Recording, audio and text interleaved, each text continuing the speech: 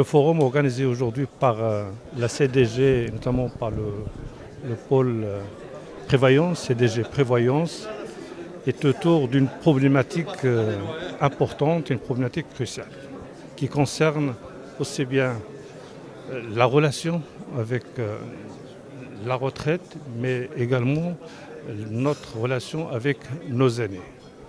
En fait, c'est une équation à double impératif qui semble contradictoire, mais en fait elles sont complémentaires. Alors et cette problématique est posée sur la base d'une caractérisation de la situation réalisée par le Haut Commissariat au Plan concernant l'évolution démographique de notre population. En effet, à l'horizon 2050, on va être à peu près un peu plus de 43 millions d'habitants, contre à peu près 34 millions d'habitants en 2014. Le nombre de personnes qui auront un âge de 60 ans et plus passerait à 10 millions de personnes en 2050, soit un taux de 23-24% par rapport à la population globale, contre un taux aujourd'hui constaté de l'ordre de 9% et qui était de 7% en 1994.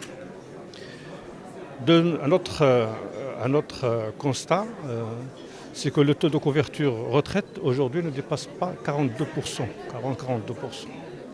Donc aujourd'hui, on est devant des défis importants que les pouvoirs publics, le gouvernement, la société doit relever.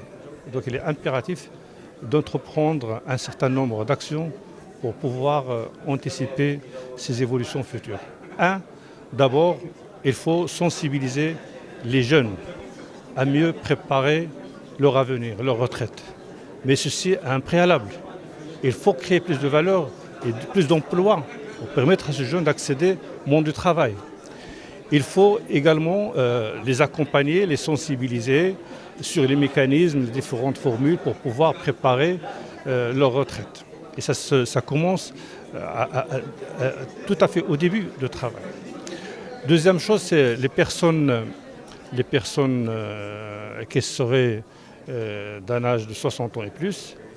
Il faut également anticiper les mesures d'accompagnement de ces personnes. C'est vrai, aujourd'hui, les valeurs de la société, les valeurs de solidarité, d'entraide familiale permettent justement de protéger ces personnes parce qu'il y a une solidarité entre les générations.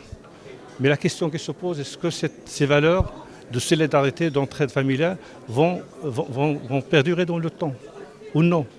Sinon, quel mécanisme, qu'est-ce qu'il y a de faire pour continuer à assurer l'indépendance et la protection de cette population? Je rappelle qu'en 2050, une personne sur 4 va être âgée de 60 ans et plus. Donc c'est des véritables problèmes qui vont se poser. Et puis également, le troisième défi qui est posé au pouvoir public, c'est comment améliorer le taux de la couverture sociale, de la couverture retraite, qui est aujourd'hui très faible par rapport, même en comparant à d'autres pays émergents. Autre défi, c'est justement cette population vieille nécessite un accompagnement sur le plan santé. Donc ça va nécessiter des dépenses importantes à l'avenir.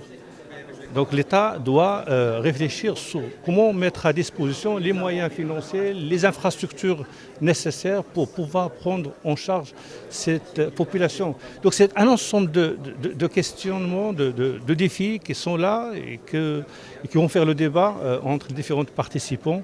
Et j'espère que ce forum débouchera sur des recommandations pertinentes pour pouvoir préparer une feuille de route et un plan d'action et qui vont nous permettre de prendre en charge tous ces défis et d'anticiper les évolutions futures. Merci.